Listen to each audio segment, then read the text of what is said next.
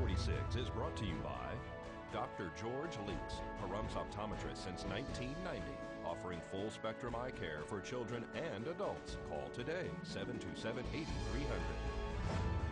News is also brought to you by J.K. Nelson Law. Call 727-9900 today for your free consultation. If you need a lawyer, you need Nelson.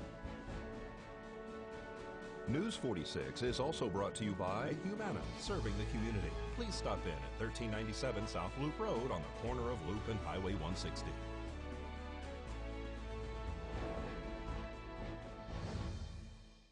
Tonight on News 46, 2 men are arrested for arson and attempted murder, and 2 people die in rollover accidents. News 46 starts now. You're watching Kpvm News 46 with Deanna O'Donnell.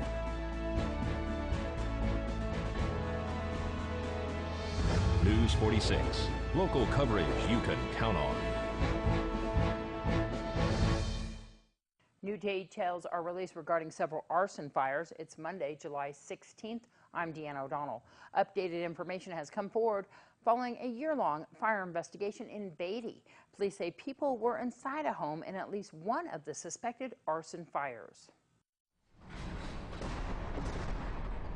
More details have been released regarding the arrest of 2 Beatty individuals. The first one, John Worth, the second one, John Alexander Wooten. After a year-long investigation by the Nye County Sheriff's Office and the State Fire Marshal, these 2 individuals were arrested for various crimes, including first-degree arson ×2, second-degree arson ×1, possession of an incendiary device ×3, arson in the first degree ×1, and attempted murder ×2. According to the declaration of arrest, Wooten and Worth were connected to fires at the locations of 100 Cottonwood Street and 127th East 2nd Street, both in Beatty, Nevada. On August 22nd of 2017, the Beatty Volunteer Fire Department and Nye County Sheriff's Office responded to a report of multiple structure fires at 100 Cottonwood Street in Beatty. Upon arrival, fire crews noted that the exteriors of the 3 separate structures were on fire, which included 2 double-wide homes and 1 storage shed. The Beatty Volunteer Fire Department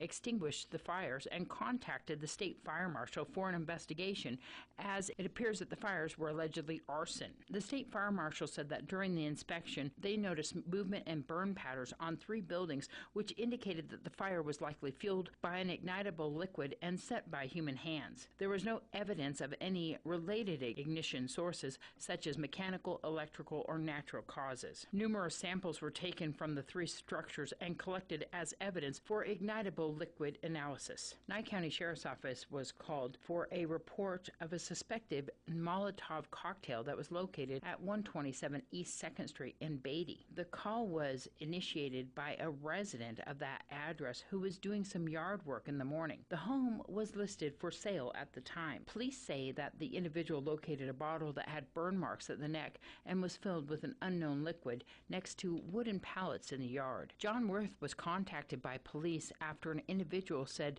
that they had audio recordings of Worth talking about the crimes, which included his friend John Wooten. The female told police that she was in a dating relationship with Worth when the fires were set. She had approximately 40 hours of audio recordings of Worth admitting what they had done.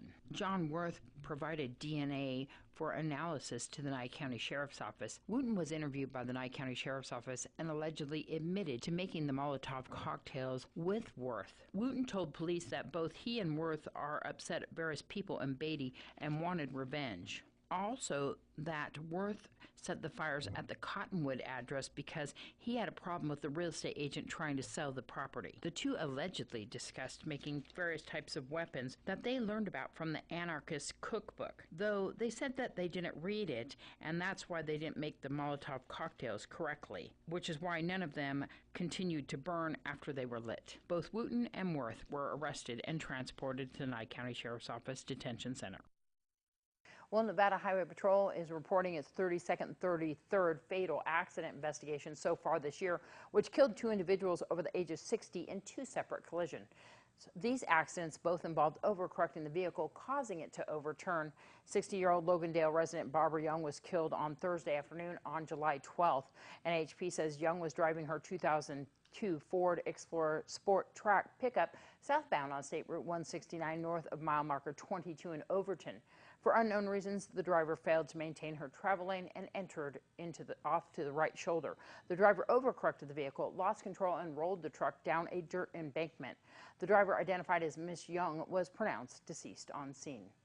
Last Monday, July 9th, a 2006 Hyundai Elantra sedan was traveling northbound on IR-15 north of mile marker 3. For unknown reasons, the driver failed to maintain his travel lane and entered the right shoulder, lost control, and overturned his vehicle. The male driver, identified as 66-year-old Alfredo Cervantes Chavez from Las Vegas, was transported to UMC Trauma Center and was pronounced deceased the next day.